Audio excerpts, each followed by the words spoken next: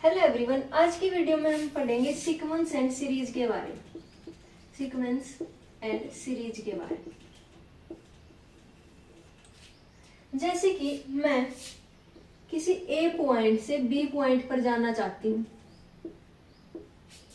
और ड्राइवर ने मुझसे कहा है कि जब मैं इस पॉइंट पर पहुंचती हूँ तो मेरा रेंट कितना लगेगा, 10 रुपीज। और उसके बाद हर किलोमीटर के लिए 20 रुपीज इंक्रीज करते चले जाएंगे। तो 10 यहां तक डिस्टेंस के लिए, फिर 1 किलोमीटर और चलती हूँ मैं, 20 रुपए और ज्यादा लग जाते हैं। फिर 10 प्लस 20 प्लस 20 इस तरीके से इंक्रीज करती रहेगी। तो इस तरीके की जो भी पैटर्न बनता है उसी को हम क्या कहते हैं, सीक्वेंस कहते हैं। अब ये सीक्वेंस अलग अलग तरीके की हो सकती है, जैसे कि हमारे पास ओड नंबर की भी एक सीक्वेंस होती है, जैसे कि 1 3 5 7 एंड सो ऑन।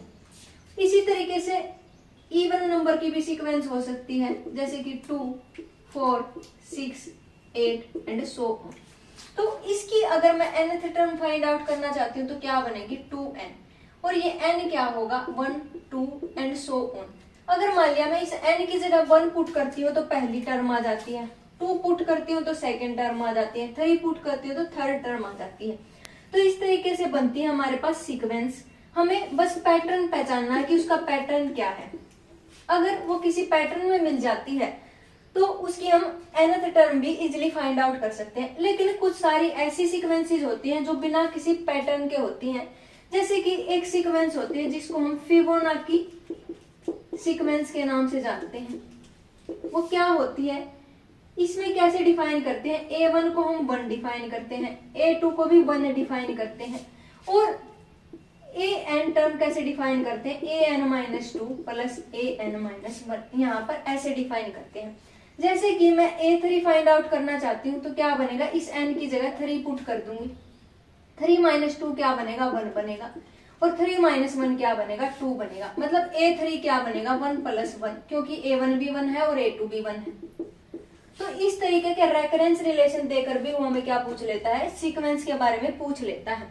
सीक्वेंस दो तरीके की होती है, एक तो होती है फाइनाइट सीक्वेंस और एक होती है इनफाइनाइट सीक्वेंस। जब हमारे पास किसी भी सीक्वेंस में finite number of the terms होती हैं तो उसको हम बोलते हैं फाइनाइट सीक्वेंस। और जिस सीक्वेंस में infinite number of the terms होती है, मतलब खत्म ही नहीं होंगी, जैसे कि फिबोनाची सीरीज कैसी है, इनफाइनाइट सीक्वेंस। और जैसे कि मैं ये बोल दूं कि 2n हमारे पास कोई भी रेफरेंस रिलेशन दिया गया है और n की वैल्यू क्या हो सकती है, 1 2 3, इसके अलावा कोई भी वैल्यू नहीं हो सकती है n की। तो ये सीक्वेंस क्या बनेगी, 2 4 6 ऐसी बन जाएगी, क्योंकि n की वैल्यू 1 2 3 हो सकती थी बस, इसके अलावा कोई भी n की वैल्यू हम यहाँ पर पुट नहीं कर सकते। इसका मतलब ये क्या बनेगी, फाइनाइट सीक्वेंस बन जाएगी। और फिबोनाची सीक्वेंस कैसी होती है, इनफाइनाइट सीक्वेंस होती है। तो इस तरीके से हम सीक्वेंस को डिफाइन करते हैं।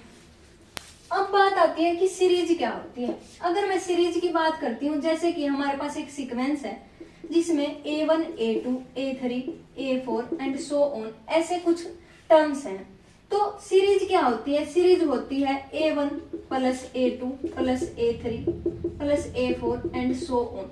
इसको हम बोलते हैं सीरीज, मतलब इसके सम को हम क्या बोलते हैं, सीरीज बोलते हैं। इसको हम क्या कर देते हैं, एक समेशन के अंदर क्लोज कर देते हैं, जैसे कि summation n is equal to 1 to n, और यहाँ पर क्या होता है, यहाँ पर k लिख लेते हैं, a k।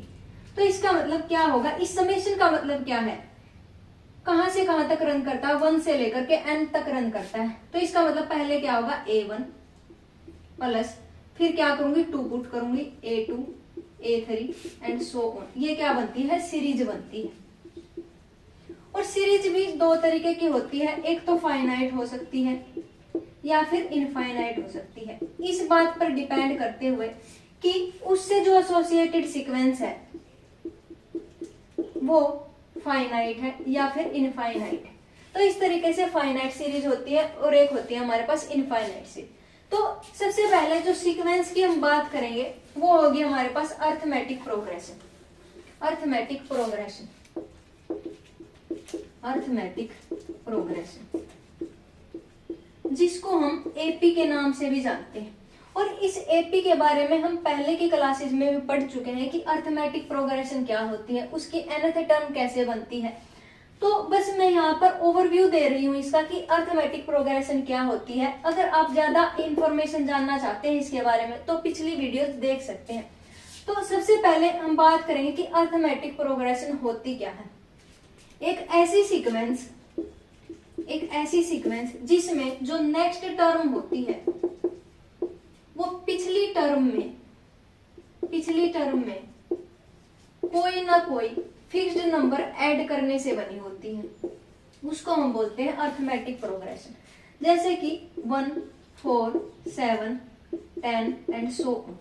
इसमें क्या है, जब मैं 4 में से 1 माइनस करती हूँ तो क्या बनेगा 3, 7 में से 4 माइनस करूंगी तो बनेगा 3, 10 में से 7 माइनस करूंगी तो बनेगा 3। तो इसका मतलब 1 + 3 सेकेंड टर्म है और 4 + 3 थर्ड टर्म है और यहाँ से 7 + 3 क्या है, फोर्थ टर्म है। तो इस तरीके से जो नेक्स्ट टर्म है पिछली टर्म में कोई ना कोई फिक्स्ड नंबर ऐड करने से बनी होती है।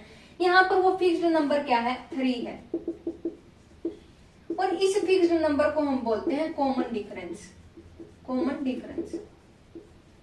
कभी कभी वो क्या करता है, जैसे कि हमारे पास कोई सीरीज लिख के दे देता है और ऐसा पूछता है कि इसका कॉमन डिफरेंस क्या होगा। कॉमन डिफरेंस कैसे फाइंड आउट कर सकते हैं, इस टर्म में से ये टर्म माइनस कर सकती हूँ तो कॉमन डिफरेंस आ जाएगा, इस टर्म में से ये माइनस कर सकती हूँ तो कॉमन डिफरेंस आ जाएगा, इससे आगे कोई टर्म होगी उसमें से इसको माइनस कर दूंगी तो कॉमन डिफरेंस आ जाएगा। और हर टर्म के लिए कॉमन डिफरेंस सेम ही रहेगा। और अगर मान लिया हमारे पास वो कोई सीक्वेंस दे देता है और ये पूछ लेता है कि उसकी nth टर्म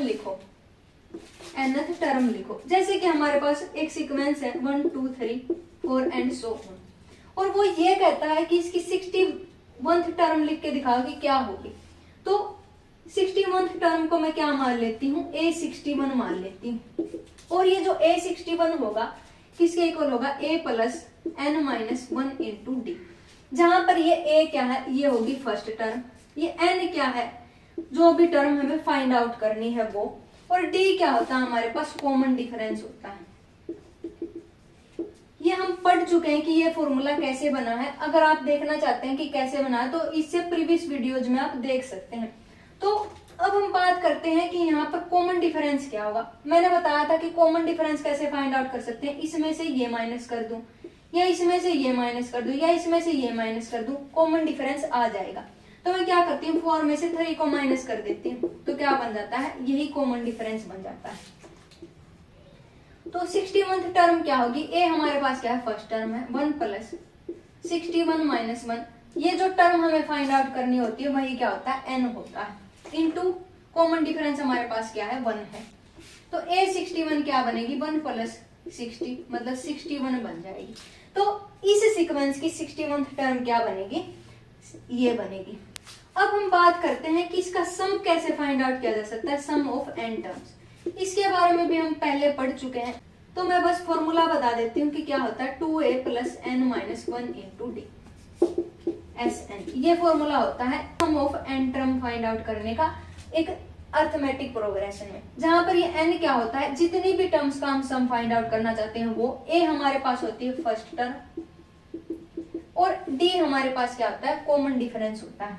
और अर्थमेटिक प्रोग्रेशन में हम कुछ बातें ध्यान रखते हैं। पहली ये कि अगर हम किसी भी अर्थमेटिक प्रोग्रेशन में कोई भी नंबर ऐड या फिर सब्ट्रैक्ट कर देते हैं, कोई भी नंबर ऐड या सब्ट्रैक्ट कर देते हैं उसकी हर टर्म से, और वो नंबर कैसा होगा, सेम होगा। हर टर्म से सेम नंबर ऐड या सब्ट्रैक्ट किया जाए तो वो एपी के अंदर ही रहेगी, सब्ट्रैक्ट और ऐड करने के बाद। और इसी तरीके से कोई भी नॉन जीरो नंबर से या तो मल्टीप्लाई कर दिया जाए हर टर्म को या फिर डिवाइड कर दिया जाए, वो एपी में ही रहेगी। तो ये एक चीज ध्यान रखनी है। और इसके अलावा एपी के अंदर होता है एक अर्थमेटिक मीन। अब ये अर्थमेटिक मीन क्या होता है, इसमें जैसे कि हमारे पास दो नंबर हैं ए एंड बी जो कैसे हैं, एपी के अंदर हैं। अगर मैं यहाँ पर इन दो नंबर के बीच एक और नंबर इंसर्ट कर देती हूँ तो फिर भी ये किस में रहते हैं, एपी में ही रहते हैं। और जिस नंबर को इंसर्ट करने के बाद ये फिर भी एपी में ही रहेंगे तो उसी नंबर को हम क्या बोलते हैं, अर्थमेटिक मीन बोलते हैं। और अगर मैं इन दो नंबर के बीच में अर्थमेटिक मीन फाइंड आउट करना चाहती हूँ तो क्या करूंगी, इन दो नंबर का एवरेज फाइंड आउट कर दूंगी। तो इस तरीके से फाइंड आउट करते हैं किन्हीं भी दो नंबर के बीच का अर्थमेटिक मीन।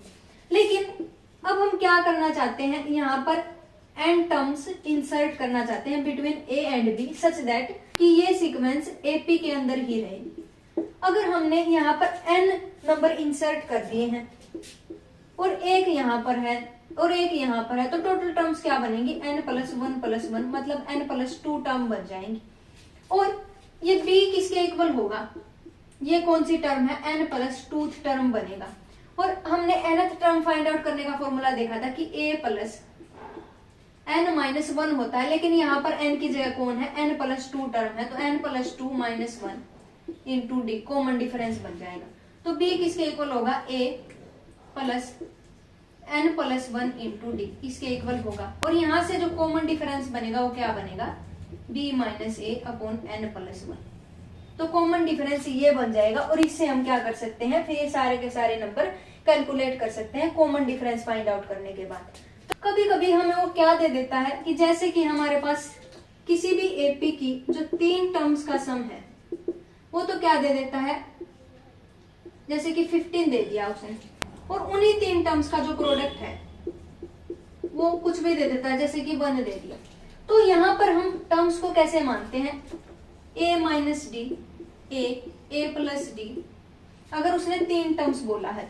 और अगर वो यहाँ पर 5 टर्म कह देता तो कैसे माननी होती है, a-2d, a-d, a+d, a+2d इस तरीके से मानते हैं क्योंकि इनमें कैलकुलेशन करना आसान हो जाता है। तो यही थी हमारी आज की वीडियो जिसमें हमने सीक्वेंस एंड सीरीज के बारे में समझा। इससे नेक्स्ट वीडियो में हम ज्योमेट्रिक प्रोग्रेशन के बारे में समझेंगे। तब तक के लिए stay connected, have a nice day, thank you.